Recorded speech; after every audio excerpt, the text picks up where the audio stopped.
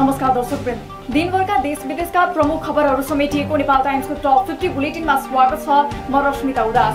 सुरु गरौँ आजका प्रमुख खबरहरू। कुनै पनि हालतमा रूपन्देहीको मोतीपुर औद्योगिक क्षेत्रको जग्गा अतिक्रमण हुनबाट जोगाउन गृहमन्त्री बालकृष्ण खाँडको निर्देशन। शान्ति सुरक्षा कायम राख्दै जग्गा अतिक्रमण हुन नदिन आग्रह। रूपन्देहीको मोतीपुरमा प्रहरीसँगको झडपमा मृत्यु भएका व्यक्तिको परिवारलाई लुम्बिनी प्रदेश सरकारले राहत स्वरूप जनही 1-1 लाख दिने। झडपमा परि मृत्यु हुने मध्ये 3 जनाको शनाखत, 1 को परिचय हुन बाँकी। रूपन्देहीको मोतीपुर औद्योगिक क्षेत्रमा आइतबार भएको झडपमा गम्भीर घाइते 4 जना प्रहरीलाई थप उपचारका लागि काठमाडौँ लगियो। झडपपछि हिजोदेखि जारी गरिएको कर्फ्यू अझै जारी। सुकुम्बासीमाथि गोली चलाउनु अशोभनीय र गलत कार्य भएको जसपा संघीय परिषद अध्यक्ष डाक्टर बाबुराम भट्टराईको टिप्पणी। सुकुम्बासीहरूको समस्या समाधानमा कुनै पनि सरकारको स्पष्ट नीति नहुँदाको परिणाम भोग्नु परेको तर्क। रूपन्देहीको मोतीपुरमा सुकुम्बासी मारिएको घटनाको विषयमा नेकपा एमाले मागे सरकारको जवाफ। आफ्नै जिल्लामा सुकुम्बासी मारिँदा गृहमन्त्री खाँड मूक दर्शक बनेको आरोप। रुबी खानलाई माइतीगढबाट नियन्त्रणमा लिएर नेपालगञ्ज पुर्याएको प्रहरीले रुबीलाई हाल महानगरीय प्रहरी वृत्तमा बुझाएको भनी सर्वोच्चमा पठाए झुटो जवाफ।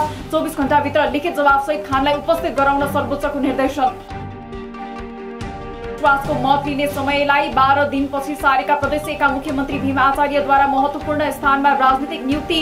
प्रदेश 1 को खेलकुद विकास बोर्डको सदस्य सचिवमा गुण्डा नाइकेको आरोप खेपेका परशुराम बस्नेतलाई नियुक्त। गण्डकी प्रदेशमा मन्त्री नियुक्त भएका डोबाटे विश्वकर्माद्वारा पद तथा गोपनीयताको शपथ ग्रहण। मन्त्री नियुक्त भए पनि उनको मन्त्रालय भने तोक्न बाँकी। नेपाल र भारत बीच पुरानो र नजिकको सम्बन्ध रहेकाले समय समयमा सम्बन्धमा समस्या देखा पर्नु स्वाभाविक भएको कांग्रेस सहमहामन्त्री डाक्टर प्रकाश शरण महतको प्रतिक्रिया।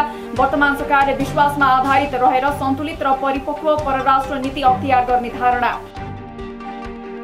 राज संस्थालाई पाखा लगाएपछि देश अभिभावक विहीन भएको राप्रपा नेपालका अध्यक्ष कमल थापाको दावी। संविधान सभाको पहिलो बैठक भएको करिब 13 वर्ष पुग्दा देशले भने जस्तो कोल्टे फेर्न नसकेको दावी गर्दै अहिले बाह्य शक्तिको तीव्र प्रभाव बढेको तर्क। मस्तिष्क घात भएर उपचारपछि पोखरा फर्किएका मेयर मानबहादुर जीसीद्वारा सोमबार कार्यालय पुगेर कार्यवाहक प्रमुखको जिम्मेवारी उपमेयर मञ्जु देवी गुरुङलाई हस्तान्तरण। काम सेवा प्रवाहलाई गुनासो नआउने गरी काम गर्न अनुरोध। संघीय संसदको दुवै सदनमा दशैं विदा सुरु। कार्तिक 9 गते मंगलबारसम्मका लागि प्रतिनिधि सभाको बैठक स्थगित। राष्ट्रिय सभा भने अर्को सूचना नहुँदासम्मका लागि स्थगित।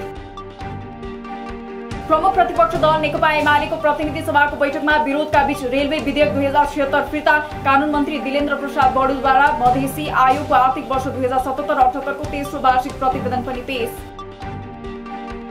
आज नवरात्रको 5औं दिन दशैं घर वा पूजा कोठामा स्कन्द माताको विधिपूर्वक पूजा आराधना गरी मनाइयो। शक्तिपीठहरूमा भिडभाड बढ्दो।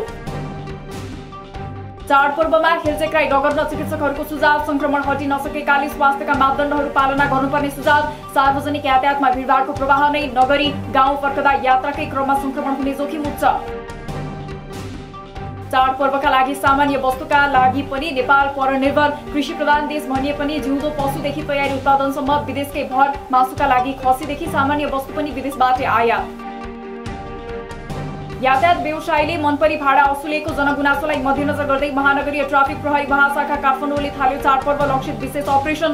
यात्रुहरूसँग अनधिकृत रूपमा भाडा उठाउने बिचौलियाहरू पक्राउ पर्दै। दशैंमा घर जान लागेका यात्रुसँग बढी भाडा लिने 7 जना काठमाडौँको विभिन्न काउन्टरबाट पक्राउ। कसैले ठगी गरे प्रहरीको 100 नम्बर र ट्राफिक प्रहरीको 103 मा सम्पर्क गरेर गुनासो टिपाउन आग्रह। वीरेन्द्रनगर स्थित सिटी बस पार्कबाट यात्रुलाई नक्कली टिकट बेचेको आरोपमा 2 जना प्रहरी नियन्त्रणमा। नक्कली लोगो र छाप बनाएर बस पार्क बाहिर यात्रुलाई टिकट बेचिरहेको अवस्थामा दैलेखका प्रकाश चन्द र वीरेन्द्रनगरका सञ्जु सुनार पक्राउ। मुख्य राजमार्गमा नै ठुलठुला खाल्डाखुल्डी हुँदा दशैंमा घर फर्कने यात्रु समस्यामा। खाल्डाखुल्डीका कारण राम्रोसँग गाडी आवतजावत हुन नसक्दा एकै ठाउँमा घण्टौं जाम। नेपालमा आज 12,000 बढीमा गरिएको परीक्षणमा थप 785 जनामा कोरोना संक्रमण पुष्टि। आजै 888 जना डिस्चार्ज हुँदा थप 12 जनाले ज्यान गुमाए। हाल देशभर 14,787 जना सक्रिय संक्रमित। बाढी पहिरोका कारण जेठको दोस्रो हप्तादेखि बन्द म्याग्दीका ग्रामीण सडक 5 महिनापछि बल्ल खुल्न थाले। गाउँ आउने यात्रुलाई सहज हुने गरी सडक खुलाइएको पालिकाहरूको भनाई। राष्ट्रिय मानव अधिकार आयोगका सबै कार्यालय दशैं बिदामा पनि खुल्ने। दशैं तिहार र छठ पर्वको बिदामा बिहान 11 बजेदेखि दिउँसो 2 बजेसम्म केन्द्रीय प्रदेश तथा शाखा कार्यालयहरू खुला रहने। निर्माणाधीन पोखरा क्षेत्रीय अन्तर्राष्ट्रिय विमानस्थलको प्रधानमन्त्री शेरबहादुर देउवाद्वारा निरीक्षण। निर्माण सम्पन्न गर्नका लागि बाढी कटान नियन्त्रणका लागि आवश्यक 34 करोड रकम उपलब्ध गराउने बचत। हालसम्म पोखरा क्षेत्रीय अन्तर्राष्ट्रिय विमानस्थलको 85% काम सम्पन्न। सन् 2022बाट आन्तरिक उडान सञ्चालन गर्ने प्राधिकरणको तयारी। काठमाडौँ महानगरपालिकाले सुविधा सम्पन्न आफ्नै केन्द्रीय भवन बनाउने। 70 करोडको लागतमा बन्ने भूमिगत तला सहितको 8 तले भवनको आज काठमाडौँ महानगरपालिका प्रमुख विद्या सुन्दर साक्यद्वारा शिलान्यास। राष्ट्रिय परीक्षा बोर्ड प्रदेश कार्यालय विराटनगरमा कक्षा 12 को उत्तर पुस्तिका जाँचमा मिलेमतो गरेको खुलासा। विराटनगरको मेरील्यान्ड, शिक्षादीप र अरणीको कलेजका विद्यार्थीको उत्तर पुस्तिकामा मिलेमतोको आशंकापछि उत्तर पुस्तिका पुनः परीक्षण गरिने। अछाममा जन्ती बोकेको जीप अनियन्त्रित भएर करिब 200 मिटर तल खसेर दुर्घटनाग्रस्त हुँदा 4 जनाको मृत्यु, 14 जना घाइते। चालकको पहिचान हुन नसकेको बताउँदै खोजी कार्य जारी रहेको प्रहरीको भनाई। कास्कीको घान्द्रुकमा जीप दुर्घटना हुँदा 8 जनाको घटनास्थलमा मृत्यु, 1 जना घाइते। दुर्घटनामा ज्यान गुमाउनेहरूको पहिचान खुल्यो। ज्यान गुमाउने मध्ये 7 जना काठमाडौँबाट घान्द्रुक घुम्न गएका विद्यार्थी। आइतबार साँझ वालिङ 10 मधी खोला नजिकै भएको जीप दुर्घटनामा परि जीपमा सवार रहेका 19 जना मध्ये एकै गाउँका 2 सहित 3 जनाको मृत्यु। अहिले गाउँ शोकमा, घाइते 14 जनाको उपचार हुँदै। झापा बिर्तामोड स्थित महानन्द चोकमा स्थानीय मासु व्यवसायी इन्द्र मगरको शव फेला। शरीरका विभिन्न भागमा चोटपटक लागेकोले हत्याको आशंका, अनुसन्धान जारी। धनुषामा 5 दिनदेखि हराइरहेका कमला नगरपालिका 3 निवासी नागेश्वर शाह गाउँकै नहर नजिकको कलवर्टमा मृत फेला। मदिरा पिएर घरतर्फ आइरहेको बेला कलवर्टमा लडेको र सोही क्रममा मृत्यु भएको हुन सक्ने आशंका। रेसुङ्गा नगरपालिका 13 दुबीचौर बस्ने 60 वर्षीय पार्वती विकको हत्या गरेको अभियोगमा सोही ठाउँ बस्ने 25 वर्षीय प्रकाश विक पक्राउ। सामान्य विवादका कारण प्रकाशले जेठी आमा पार्वतीलाई लाठी प्रहार गर्दा उपचारको क्रममा मृत्यु। मोरङको धनपाल थान गाउँपालिका कर्सियामा भारतीय लुटेरा समूहद्वारा बैंक लुट्ने प्रयास असफल। लुटेरा समूहले चलाएको गोली लागि सुरक्षा गार्ड घाइते। लुटेरा समूहका 3 जना प्रहरी नियन्त्रणमा। 3 किलो यार्सा गुम्बा सहित 2 जना सुनसरीको इटहर स्थित जय नेपाल होटलबाट पक्राउ। पक्राउ परेकाहरूलाई आवश्यक कारबाहीको लागि सब डिभिजन वन कार्यालय तरहरामा बुझाइयो।